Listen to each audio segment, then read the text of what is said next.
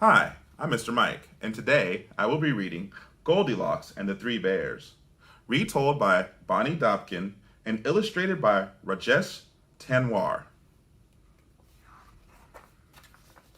Goldilocks and the Three Bears. Once there was a little girl with a bright, happy smile and long, curly blonde hair. Everyone called her Goldilocks. Goldilocks lived in a cottage by the edge of the woods. Always curious, she wondered what was in the woods. "May I go for a walk in the forest?" she asked her parents one day.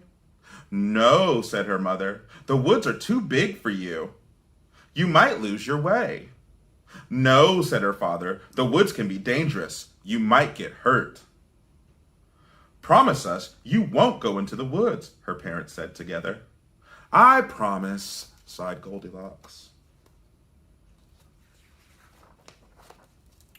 One day, though, the sun was shining, the air felt fresh and cool, and the branches of the trees seemed to be waving at her.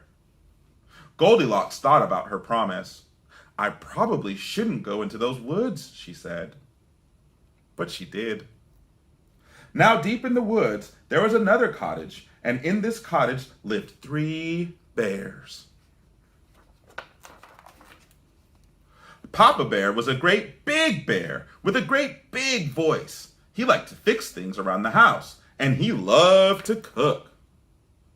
Sounds like me. Mama Bear was a medium-sized bear with a soft, sweet voice.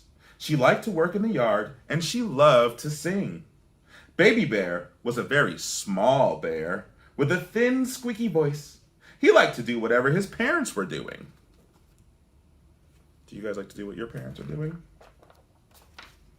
One morning, Papa Bear made a big pot of delicious porridge.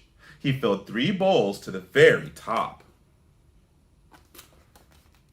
First, he filled a great big bowl. Then, he filled a medium-sized bowl.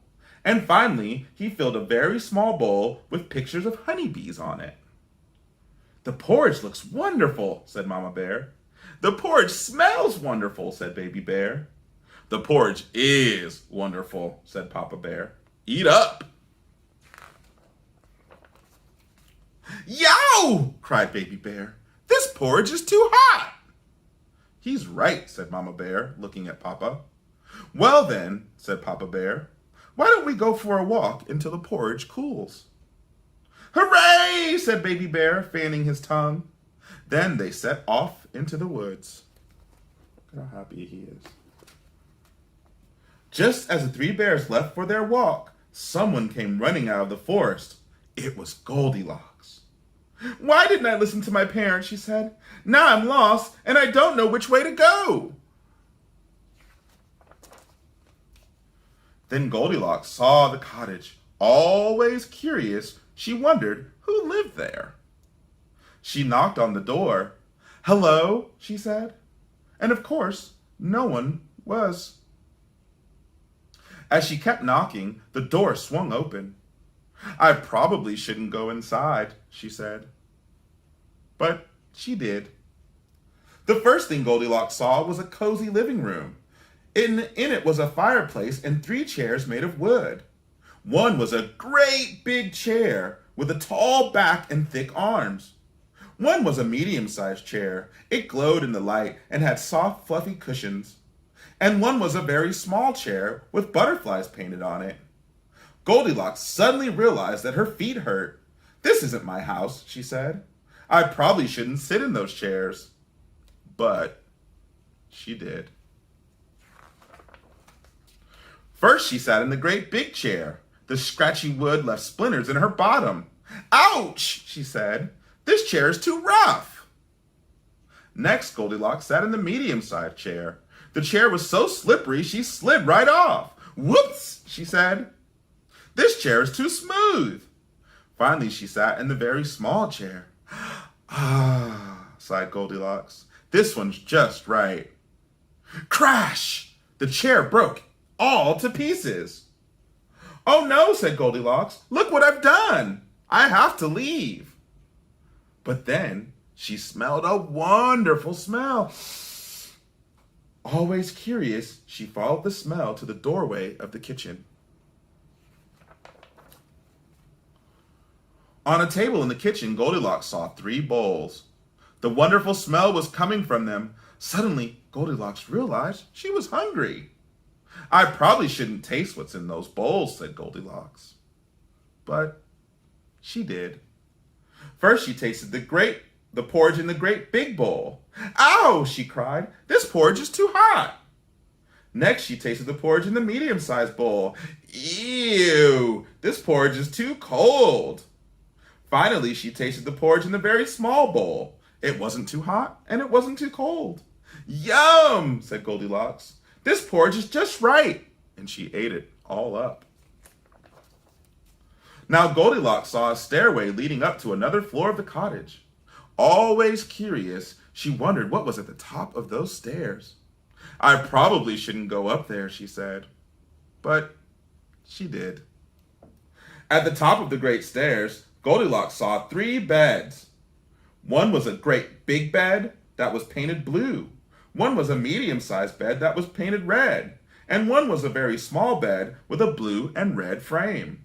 Suddenly, Goldilocks realized that she was feeling very sleepy. I probably shouldn't try those beds, she said. But she did. First, she tried the great big bed. Her head went down with a thunk. Ow, she said. This bed is too hard. Next, she tried the medium-sized bed. This time, she almost disappeared. She could barely breathe. Oh, said Goldilocks. This bed is too soft. Finally, she tried the very small bed. It wasn't too hard, and it wasn't too soft. Ah, said Goldilocks. This bed is just right. And she snuggled under the covers and fell fast asleep. A little while later, the 3 bears returned from their walk. They stopped in surprise when they saw the open door. Oh no, said Mama Bear. Someone has been in our house. Be careful, said Papa Bear. That someone could still be in there. The 3 bears tiptoed into the living room. Someone's been sitting in my chair, grumbled Papa Bear. Someone's been sitting in my chair, gasped Mama Bear. Someone's been sitting in my chair, squeaked Baby Bear, and that someone broke it all to pieces. They hurried into the kitchen. Someone's been eating my porridge, roared Papa. Someone's been eating my porridge, cried Mama Bear. Someone's been eating my porridge, squeaked Baby Bear, and that someone ate it all up. Now, the 3 bears rushed up the stairs. Someone's been sleeping in my bed, growled Papa Bear. Someone's been sleeping in my bed, whispered Mama Bear. Someone's been sleeping in my bed, squeaked Baby Bear, and that someone is still there. Papa and Mama Bear rushed over next to Baby Bear. They looked at Goldilocks, then they looked at each other. Papa Bear let out a great big roar. Goldilocks woke up. First she saw a very small bear with big wide eyes. Next she saw a medium-sized bear with a worried frown. Then she saw a great big bear with great big teeth and great big claws. Goldilocks shrieked, "Ah!" Goldilocks jumped out of bed, rushed across the bedroom, leaped down the stairs, ran through the kitchen, raced across the living room, and burst out the door. She ran and ran until she saw her own cottage through the trees at the edge of the forest. Her mother and father were standing in the doorway. Goldilocks ran up to them. "We've been so worried," they cried, giving her a hug. "I'm sorry," said Goldilocks. "I should have listened to you." "But at least you're safe," said her father. "Come in the house. I'll make you something to eat." The next day, Goldilocks sat out on her front step again. She could see the forest. The trees seemed to smile at her. "I probably shouldn't ever go into the woods again," she told herself. But